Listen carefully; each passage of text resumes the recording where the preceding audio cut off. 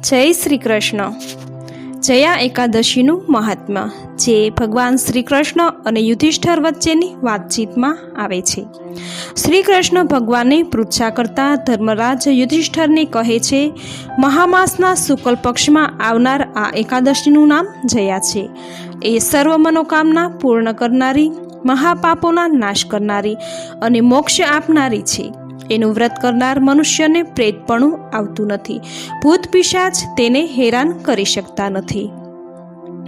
ઇન્દ્ર સ્વર્ગના રાજા કહેવાય છે। એક વખત એ ઇન્દ્રદેવ નંદનવનમાં અપ્સરાઓના નાચગાન નિહાળી રહ્યા હતા। એ ઉત્સવમાં પુષ્પદત્ત, ચિત્રસેન તથા એના પુત્ર વગેરે પણ ભાગ લઈ રહ્યા હતા। એ ચિત્રસેનની સ્ત્રીનું નામ માલિની હતું। તેને પુષ્પવાન નામનો પુત્ર હતો। એ પુષ્પવાનના પુત્રનું નામ માલ્યવાન હતું। કોઈ સ્વર્ગની ખૂબસૂરત સ્ત્રી પુષ્પાવતી એની ઉપર આસક્ત થઈ। એણે હાવભાવ અને સૌંદર્યના તીરોથી એને ઘાયલ કરી પોતાને વશ કર્યો। ઇન્દ્રને પ્રસન્ન કરવા માટે એ બંને પ્રેમીઓ નાચ કરવા આવ્યા હતા।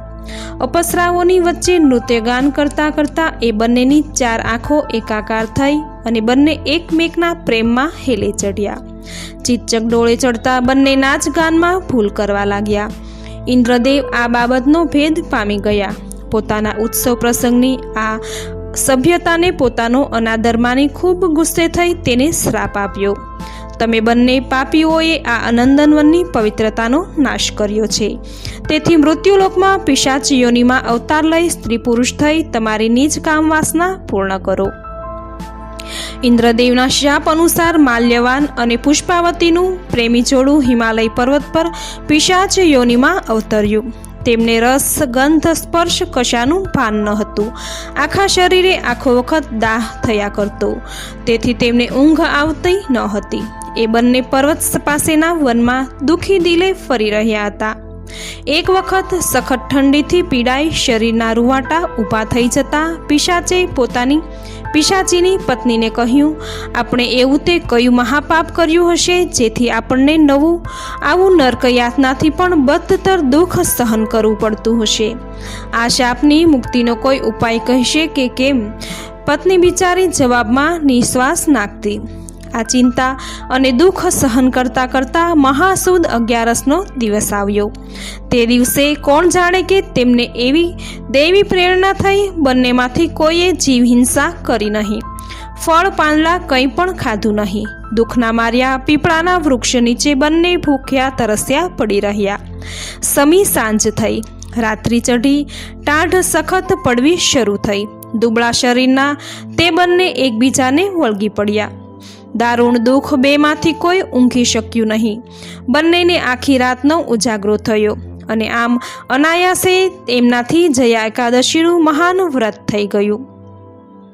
બીજા દિવસે બારસ થઈ। સવારનો પહોર થતાં જ વ્રતને પ્રભાવે તેમનું પિશાચપણું ચાલ્યું ગયું અને પોતાના સ્વરૂપમાં આવી ગયા। એ બંનેએ આંખો મીચી ભગવાનની સ્તુતિ કરી। આકાશમાંથી ગંધર્વો અને અપ્સરાઓ એમને લેવા આવ્યા।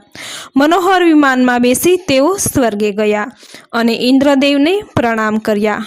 ઇન્દ્રદેવ આશ્ચર્ય પામી અને શાપથી તેઓ કઈ રીતે મુક્ત થયા તે પૂછ્યું। તેના જવાબમાં માલ્યવાન જયા એકાદશીના વ્રતના પ્રતાપની વાત કરી। એ પછી માલ્યવાન અને પુષ્પાવતીએ એ સ્વર્ગમાં પતિ પત્ની તરીકે પ્રેમથી વિહાર કર્યો।